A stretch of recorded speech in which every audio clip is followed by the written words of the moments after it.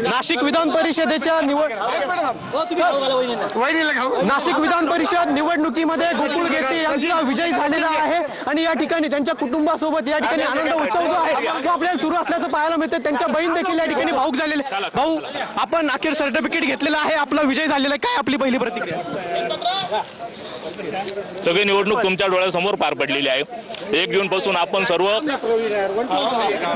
मीडियावाले यांनी निवडणूक हायलाइट केली, त्या ठिकाणी मला न्याय दिला, माझ्या भूमिका या मतदारसंघातल्या मतदारांपर्यंत पोहोचवल्या, त्यामुळे आजचा विजय आपल्याला दिसतोय।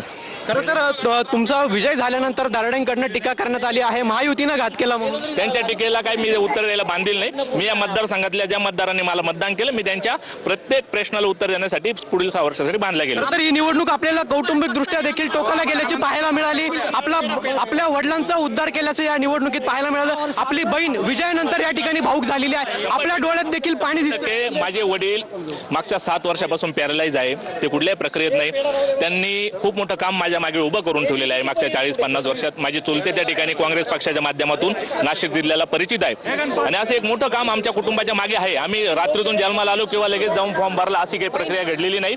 या मागे खूप लोकांचे आशीर्वाद आमच्या मागे आहे कुटुंबाच्या, आणि त्या लोकांनी 40 वर्षात माझ्या आई वडिलांनी, काका काकूंनी किंवा कुटुंबजनांनी जी पुण्याई कमवली, आज त्या पुण्याईचे सार्थक झाले। तुमचा भाऊ विजय झालेला आहे, तर तुम्ही या ठिकाणी भाऊक झालात।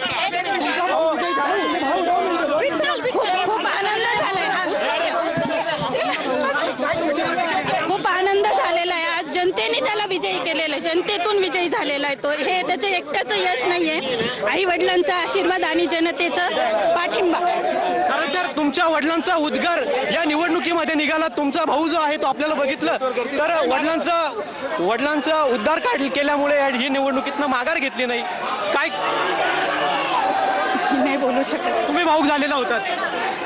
आपण बघितलं या ठिकाणी गोकुळ गीते यांच्या ज्या भगिनी आहेत त्या देखील या विजयी जल्लोषामध्ये आपल्याला आनंद अश्रूंनी भाऊक झाल्याचं एकंदरीत या ठिकाणी पाहायला मिळालं आणि या ठिकाणी गोकुळ गीते यांच्या कार्यकर्त्यांचा हा जल्लोष जो आहे तो आपल्याला बघायला मिळतोय।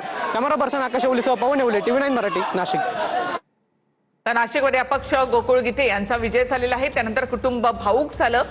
गोकुळ गीते यांनी आपल्या ह्या कामाची पावती असल्याचं म्हटलेलं आहे, कार्यकर्त्यांचे आभार त्यांनी मानलेले आहेत। तर शेवटच्या टप्प्यामध्ये आपण प्रचार सोडून दिलेला होता, मात्र कार्यकर्त्यांनी आपला प्रचार केला असं गोकुळ गीते यांनी म्हटलेलं आहे आणि त्यांनी विजयाचा गुलाल या ठिकाणी उधळलेला आहे।